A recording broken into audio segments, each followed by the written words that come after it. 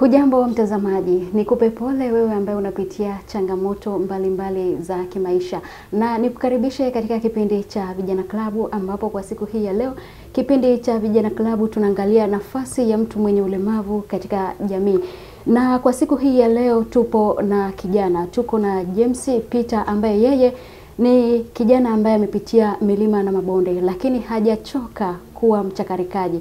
Amepambana na bado anaendelea kupambana. Kufahamu mengi zaidi, nimemkaribisha hapa studio za Tumaini Television tukiwa tunaliangazia hili kwa siku hii ya leo.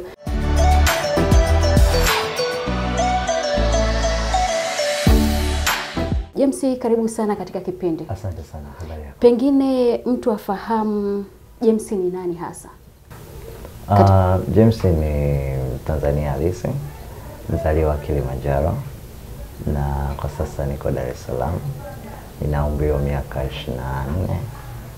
na pia ni mwanafunzi chuo kikuu, nasomea masuala ya mass communication, uandishi wa habari kwa umma. Tuangazie historia ya maisha yako kwa ujumla ikoje? Historia ya maisha yangu, nilizaliwa mzima kabisa, nashukuru Mwenyezi Mungu. Fika miaka 3 na miezi 8 ndio nilipopata changamoto hii, ambapo nilikuwa natembea tu na rafiki zangu, bahati mbaya nikapata hitilafu ya miguu, ikawa ikanishindwa kutembea tena. Kwa hiyo kuanzia hapo sasa matatizo juu ya matatizo yakaendelea. Ni historia ndefu, lakini kwa ufupi ni kwamba tu ilitokea changamoto kama miguu ilipata hitilafu fulani kuanzia kiunoni kushuka chini. Kipindi hicho kama una kumbukumbu vizuri, unaweza kutuambia kwamba ulikuwa umefika darasa la ngapi au ulikuwa na umri wa miaka mingapi? Nilikuwa na miaka 3 miezi 8, nilikuwa bado kabisa, nilikuwa bado mdogo. Hata nikuja kusimuliwa pia sio kama nilikuwa najifahamu vizuri, nilikuwa bado. Lakini niliambiwa tu kwamba ulikuwa mzima, miaka 3 na miezi 8 ndipo ambapo ilikuja katokea tatizo hilo. Kesho yake nilikuwa siwezi kutembea. Kuanzia kiunoni kushuka chini kwa hamna function yoyote. Kwa hapo nikaanza kuhangaika hospitali, matibabu hapa na pale. Kazi siku ilikwenda ikawa inajulikana kwamba kama mfupa wa nyonga kidogo dislocate. Kwa hiyo nikafanyia operations hapa na pale, lakini bado. Lakini siku inavyoweza kwenda ikaja kujulikana kwamba mifupa yangu ni milaini.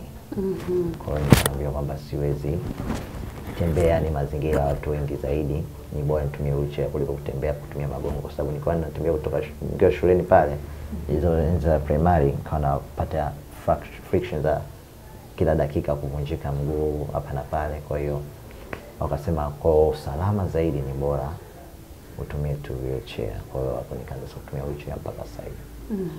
Ndio. Sasa baada ya hapo tuone sasa safari yako ya kimasomo ilikuwaje?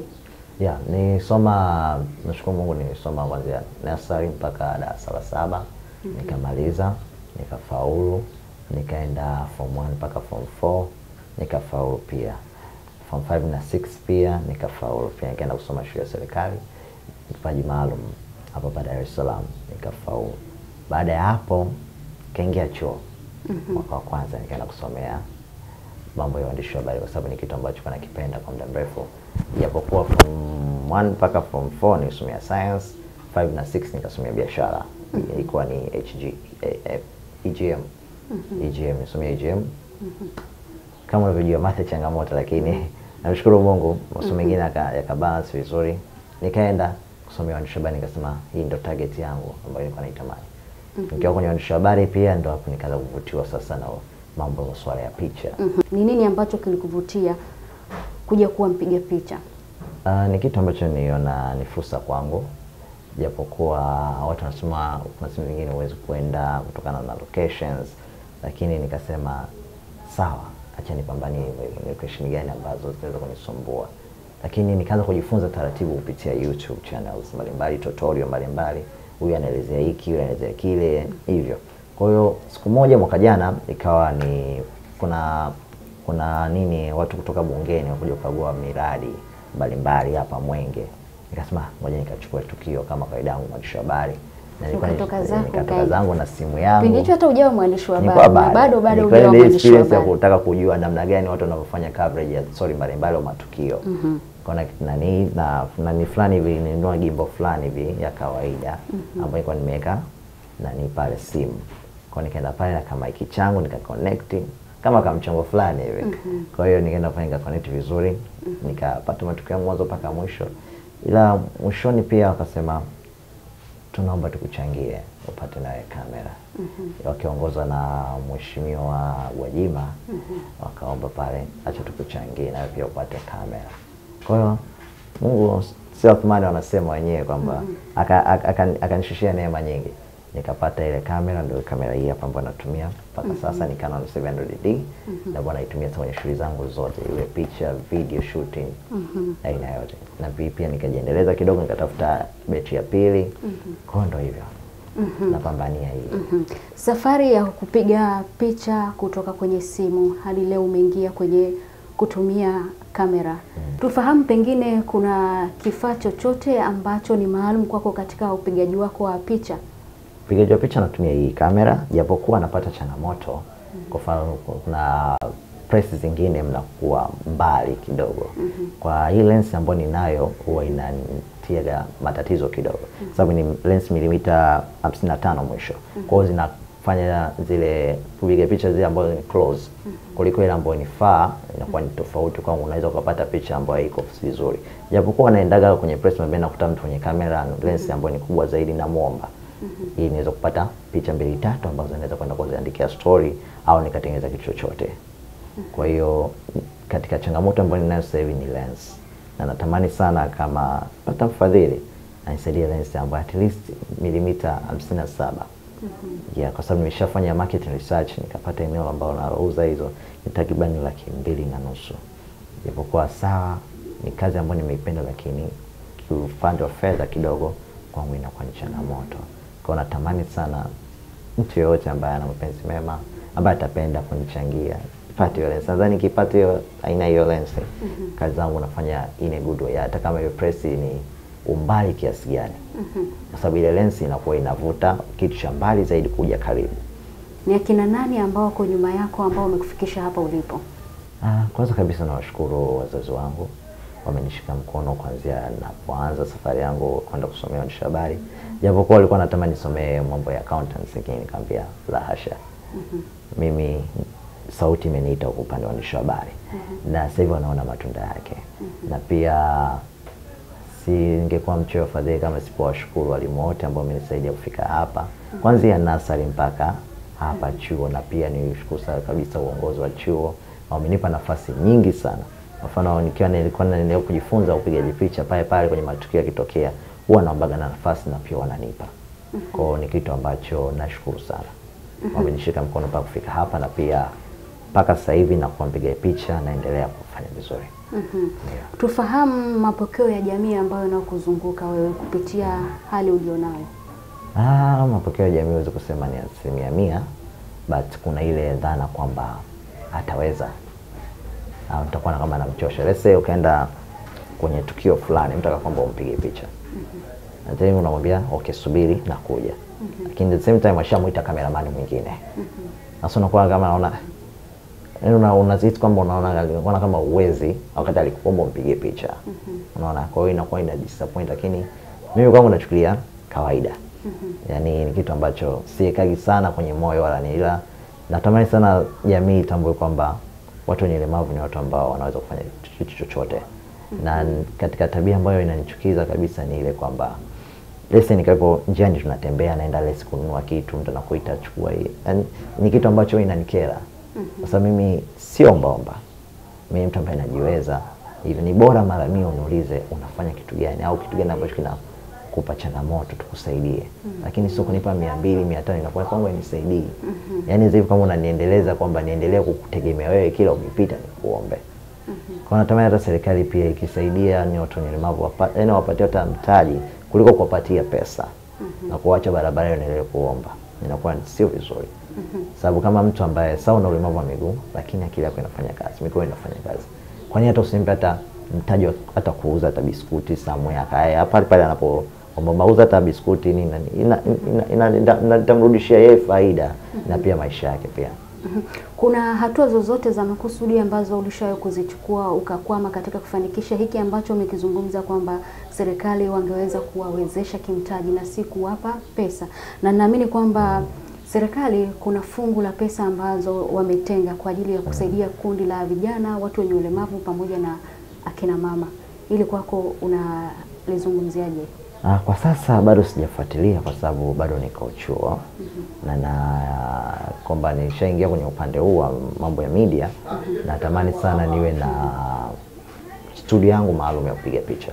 Kwa nadhani nikishamaliza au naelekea mwishoni nianze kufuatilia hayo mambo ya mikopo na nini, niweze kupata at least chochote kitu ambacho kitaweza kunisaidia kusimama kama mtaji.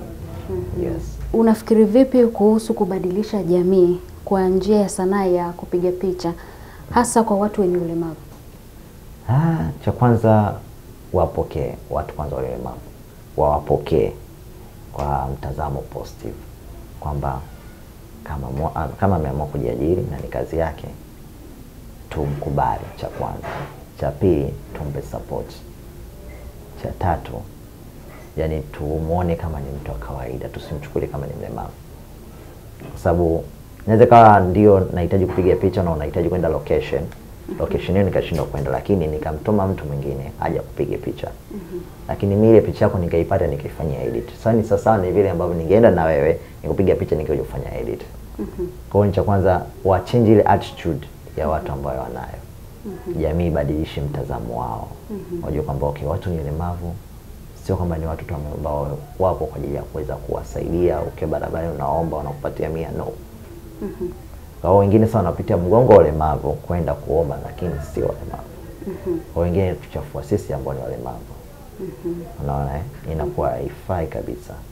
Unafikiri ni historia gani ambayo inaweza ikatosha kumweleza Jimmy ambaye tunamtazama, ambaye watu wanamchukulia kwa mtazamo tofauti wanavyofikiria kwamba huyu, wengine wanaita majina mbalimbali kama unafikiria? Ni historia ipi inaweza kumuelezea Jimmy ambayo pengine inatoa picha kwa watu kwamba huyu mtu anaweza kafanya kitu fulani? Mimi niseme tu kwamba kazi zangu zinajieleza.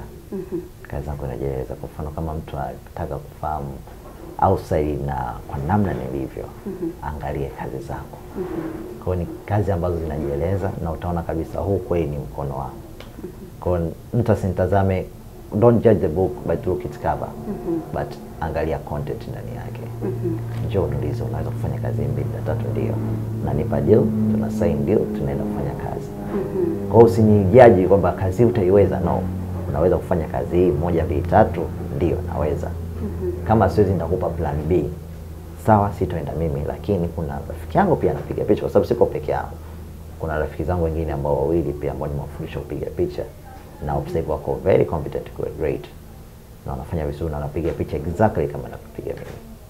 Kwa hiyo ni watu ambao nakaa nao, kama kitokea deal kubwa kama hivyo naambia twende tukapata hata chochote kitu. Hata ukipata 5000 ngapi ni heri kuliko ungekaa nyumbani au kusubiria labda mzazi akupe kitu fulani au ufanye michongo yako ambayo wewe mwenyewe unajua haitakuongezea ile ambayo unahitaji.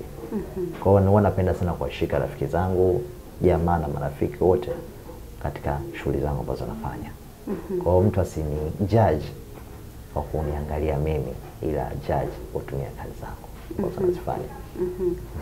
Mara nyingi kwenye taaluma ya uandishi wa habari, watu ambao wako nyuma ya kamera wamekuwa ni watu ambao pengine hawapata nafasi kubwa ya kufahamika kama wale ambao pengine wanasikika kwenye redio ama kuonekana kwenye television.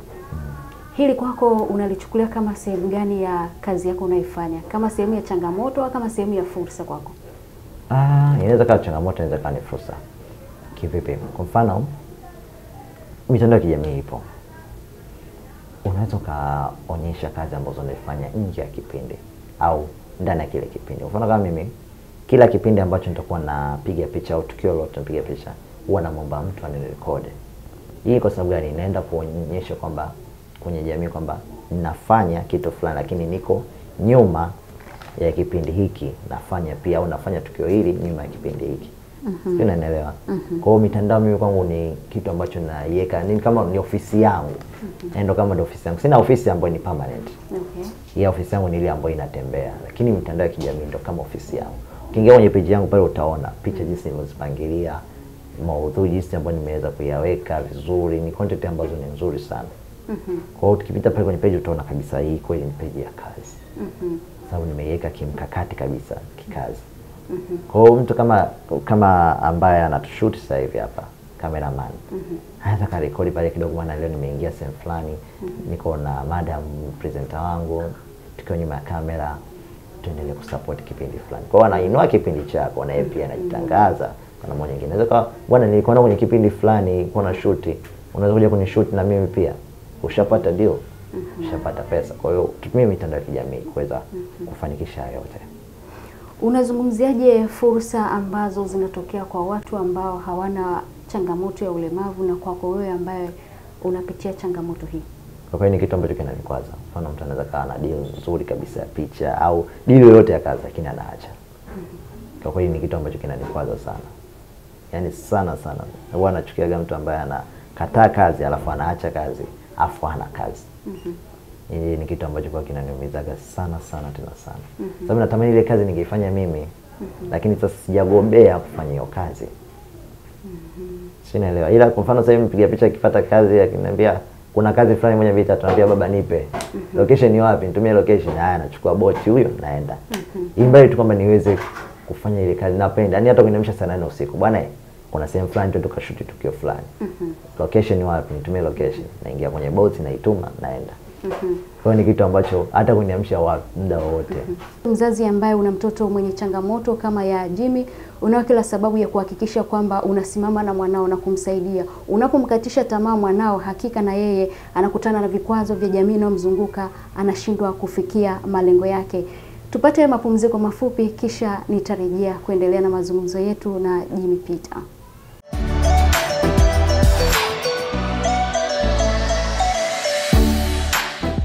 Na mtazamaji wa Tumaini Television, kipindi hewani ni Vijana Klabu.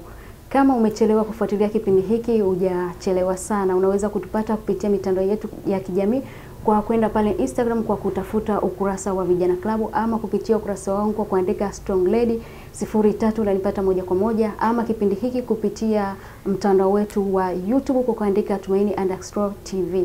Na moja kwa moja nirejee kwa Jimmy. Umezungumzia kwamba unapiga picha. Lakini kwamba tufahamu pengine unapiga picha mnato ama na hizi kazi nyingine za uandishi wa habari kama kuandika, kuchukua video, kuedit sauti na picha, tufahamu pia. Kwenye upande huo wa uandishi wa habari, vitu ambavyo nafanya kwa sasa ni nafanya MC pia, nafanya video shooting, nafanya photo shooting, na pia ni presenter. Kama una kipindi chochote cha video unaweza kunitumia. Na pia hata tangazo pia naingiza sauti. Yes. Ni kitu ambacho nafurahi kuona kwamba hata kama sio taasisi ambayo nafanya kazi, hata kama ni mtu wa taasisi akiniita, bwana kuna tukio moja mbili tatu, njoo nipige hata mimi picha. Naenda kufanya coverage ya picha vizuri na mtumia na wanapata picha. Yaani hata kama usipo nilipa, ila ukachangia tu usafiri, mimi kwangu ni kitu blessing sana. Na kitu ambacho napenda kufanya kutoka moyoni. Na ni kazi ambayo naifanya nikiwa na furaha zote. Ndio maana niko naomba sana mtu ambaye sasa nikipata hiyo lens ya 77mm, kazi zangu zitakuwa one of the best and the great, kwa sababu matukio ambayo nitakuwa nayavuta karibu na nayapiga picha naondoka. Yaani huwezi kujua kama nilikuwepo. Na huwezi kujua nilikaa sehemu gani mpaka nikapiga picha. Yes. Hongera sana katika hilo. Asante sana. Tukija sasa tugeukie kwenye swala la miundombinu.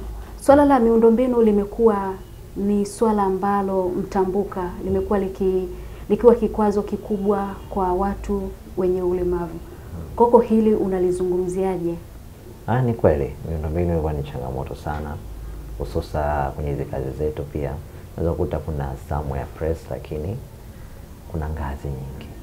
Kiachana tu na hiyo, pia hata kwenye media nyingi pia hawajaweka miundombinu ambayo ni rafiki kwa watu wenye ulemavu. Sisemi kwa baya, lakini ni moja kati ya challenge ambayo wanatakiwa waitazame kwa jicho la tatu. Naweza kusema leo media nzima sisi tuko wazima. Okay, ikatokea mtu ambaye ana changamoto au apata changamoto ndani ya media yenu, inakuwaje? Ataacha kazi? Inakuwa sio vizuri, haipendezi.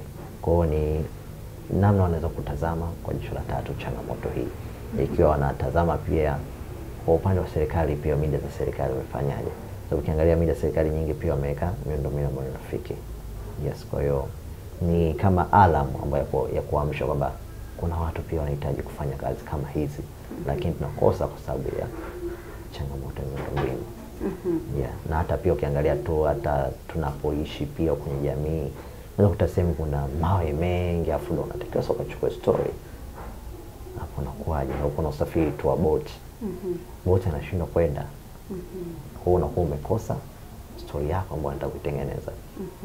Kwa mfano kama leo ulipokuja hapa pia au nikaja hapo studio kwa ulipokuja kunichukua, unaona namna gani changamoto ilikuwa ikiwemo barabara. Sasa mfano ikiwa ni barabara, changamoto kama vile afu mimi ndio presenter naenda kuchukua tukio, inakuwa ni vigumu sana kwangu na inakuwa inanirudisha nyuma kikazi. Na pia tusijisi wanyonge. Unaona mtu ana uhitaji maalum lakini unaona nyonge na nyongonyea, inakuwa ile picha nzuri. Furahi kuwa hivi sio kwamba ndio mwisho wa maisha. You have a lot kwenye maisha yako. Na huwezi jua fungu lako liko wapi. Kwa mimi nilikataa unyonge, nilikataa kuwa mpweke, nilikataa kila kitu. Kama nitakuwa chami kama mtu kawaida yani. Nikiwa nahitaji msaada, marafiki na mnisaidie. Haya, poa nakusaidia. Hivi nisaidie hivyo. Kwa tunaenda hivyo jamii, kwanza tupeane support, tumshike huyu mkono ambaye let's say kama ana changamoto ya kuona, unamshika mkono, unamshika barabara. Yaani pasipo kuona kwamba ni anakuletea gasi au anakuletea usumbufu fulani. Chukue kama binadamu tu kawaida. Kwa sababu kuna leo na kesho huwezi jua wewe utamkaje. Yeah. Unaiona wapi nafasi ya mtu mwenye ulemavu kwenye swala zima la nafasi za ajira katika maeneo tofauti tofauti? Ni swala ambalo naliona kwa jicho zuri sana, na pia natamani sana watu wenye ulemavu wapewe nafasi nyingi sana kwenye kila sekta. Kwa sababu gani? Kama mimi nimepata nafasi kwenye media, nina ushawishi mkubwa kuweza kuelezea yale ambayo niliyaona kule mtaani. Na changamoto mbalimbali. Kwa hiyo tukipata watu kwenye sekta mbalimbali, maana hata kama ni wizara ambayo inashika na watu wenye ulemavu, kuwepo na mtu ambaye ana matatizo hayo aweze kuielezea yale. Lakini sio wizara nzima mnakuwa wote wazima. Sasa mnakuwa mnashindwa ku feel kile kitu ambacho yule anakipitia. Na hata hicho tu, hata taasisi za kawaida pia. Unatakiwa feel kile kitu ambacho mimi sawa nilikuwa kule, nikapata nafasi. Natakiwa niwashike mkono wale wenzangu. Mimi hata hapa nikipita Mwenge kuna kutaka kuna jamaa yangu mmoja yuko pale napiga na story. Kila watu wanashangaa. Hao napiga na story na wewe, lakini I'm very familiar to each everybody. Naongea na kila mtu. Kwa hiyo ni jamii, tushikane mkono, tumshike yule mkono. Ukipata nafasi mshike yule mkono mwingine. Hivi japokuwa ndio hivyo binadamu wasema wana shukrani, lakini usijali kuhusu shukrani, usijali kuhusu malipo. You just give out what you have. Yes. Umezungumzia swala la changamoto ya nafasi, kupata nafasi katika maeneo mbalimbali kwa watu wenye changamoto ya ulemavu. Lakini tumeona serikali ya Jamhuri ya Muungano wa Tanzania imeweza kuweka watu wenye kundi la watu wenye ulemavu katika maeneo mbalimbali. Wengine wako bungeni, wengine wako wizarani. Sitapenda kuwataja kwa majina yao. Wengine wanafahamika. Una kipi cha kuambia wale wawakilishi ambao wamewekwa katika nafasi zile katika kuwatetea nyinyi? Kwanza kabisa nimpongeze Rais wetu Jamhuri ya Muungano wa Tanzania, Mama yetu Samia Suluhu Hassan, kwa kuweza kuamini au viongozi ambao wanatuwakilisha sisi, na pia tuwapongeze sana kwa kuweza kupata nafasi hiyo. Na mimi naona wanafanya kazi nzuri. Na waendelee kutuwakilisha vizuri pale wanapopata nafasi. Najua sisi tuna changamoto nyingi sana. Yaani changamoto ni nyingi sana, unaweza kusema unaweza kuzishughulikia zote kwa 100%. Ila japo hata kwa uchache wake viweze kufanywa, naweza kufanywa ninasema uweze kutatuliwa kwa uzuri zaidi. Naona sasa hivi pia majengo mbalimbali wanaweka slope. Kwa ni moja kati ya hatua ambazo serikali wanaweza kupush hilo swala, kuweza kuhakikisha kwamba hata kama nahitaji huduma za kifedha, naenda kwa wakala kuwepo na slope, naenda benki kuwepo na slope, naenda wapi kwa na slope, unaweza kuhusumiwa kupita nini hivyo.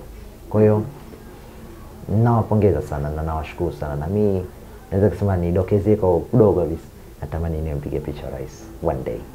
natamani hata nimpige picha hata siku itakuwa, moja. itakuwa. Yaani ni kitu ambacho natamani sana. Itakuwa. Mama awepo hapa nimpige picha afu. Nadhani hiyo ni kitu ambacho nafurahi sana.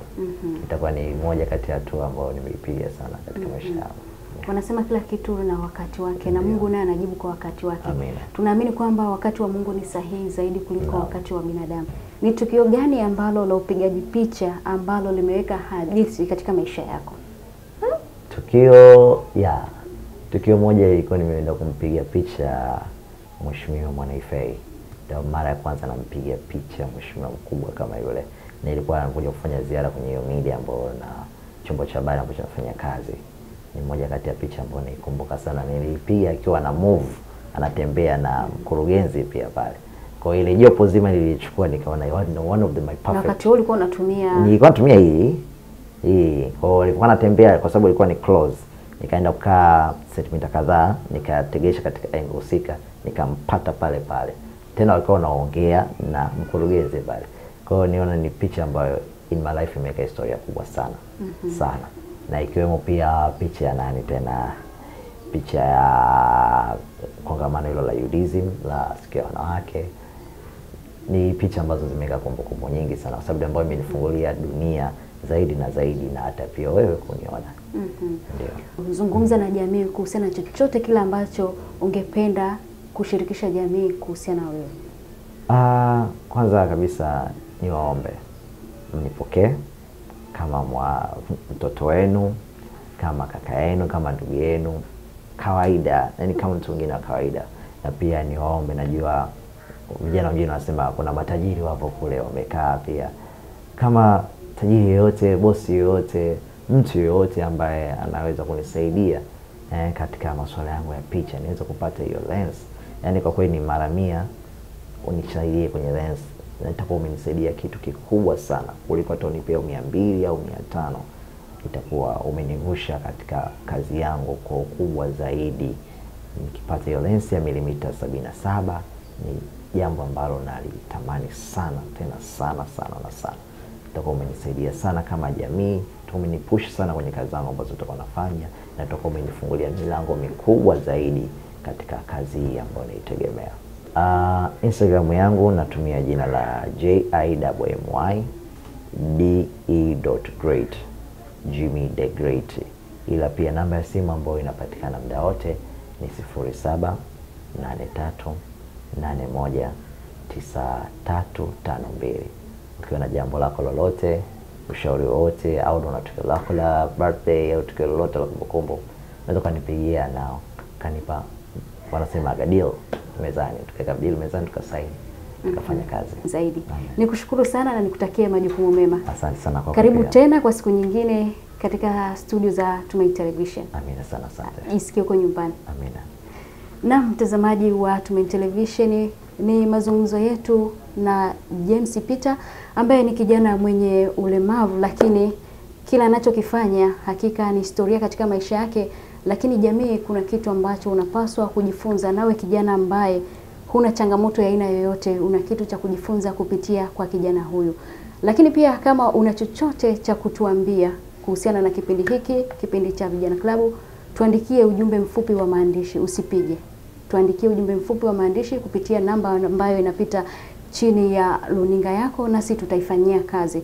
Lakini pia kipindi hiki unakipata kupitia mitandao yetu ya kijamii, pale YouTube kwa kuandika Tumaini_TV, na pale Instagram kwa kuandika Vijana Klabu, ama kupitia ukurasa wangu kwa kuandika Strong Lady. Nyuma ya kamera alikuwa Dule Billy Evans, la kwangu jina ni Edvesta Tarimo. Nikutakia utazamaji mwema wa vipindi vinavyoendelea hapa Tumaini Television.